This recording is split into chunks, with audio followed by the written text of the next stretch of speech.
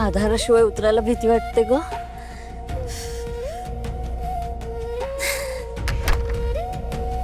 सांभाळून.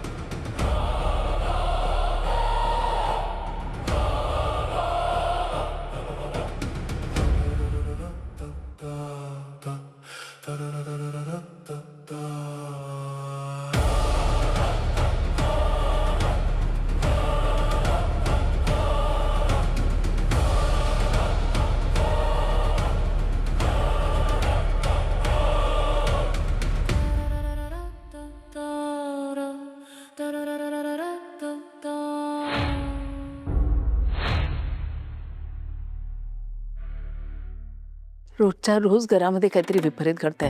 अभिला झालेला अपघात कशाचा संकेत असेल का? नाही हो आजी. ताई तुम्ही चला.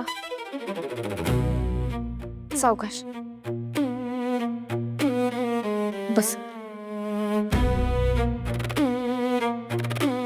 आणि आजी असे अभद्र विचार मनातही आणू नका. तुमचे आशीर्वाद आहेत ना सरांसोबत, कुठलंच विघ्न त्यांच्या जवळही येणार नाही. अलकाती मी आलेच. अलका, काय म्हणतात डॉक्टर? बाळ छान आहे ना? आई, वाढ एकदम उत्तम आहे आणि डॉक्टर म्हणाले तुमचं बाळ सुखरूप आहे. आणि काय म्हणाले माहितीये, बाळ एकदम गुटगुटीत आहे. तरी ही काळजी घ्यायला हवी. गेल्या 12 वर्षात या घरात पाळणा हल्ला नाहीये, म्हणून काळजी घ्यायला पाहिजे. तुला काही लागलं तर हक्काने सांग. हा, अलकाती गरम पाणी. गरम पाणी? अगं 4 महिने उलटलेत ना, आता घरगुती चाटण सुरू करायचं.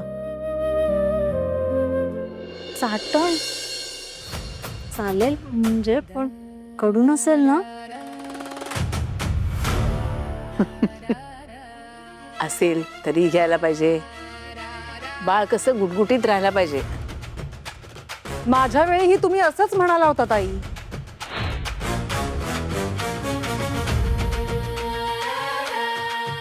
पण माझ्या मुलांना वाचवू शकलं नाही तुमचं हे गुणकारी चाटण. दोन्ही मुलं 1 वर्ष सुद्धा आयुष्य बघू शकली नाही आई.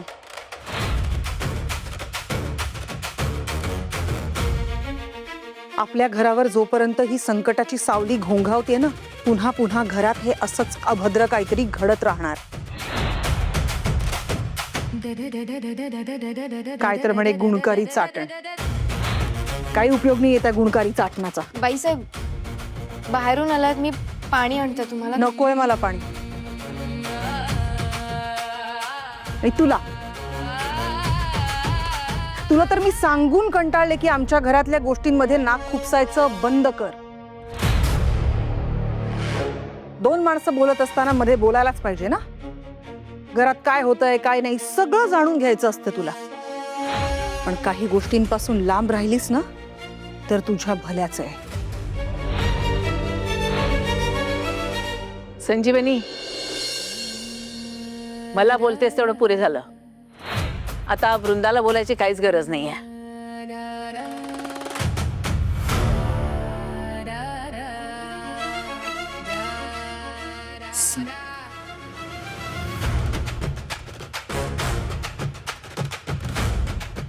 आणि प्रत्येक गोष्टीच्या मुळाशी जाताना जरा नीट विचार कर. कारण जर सत्य समोर आलं तर प्रत्येक सत्य पचवायची तयारी नसते आपली.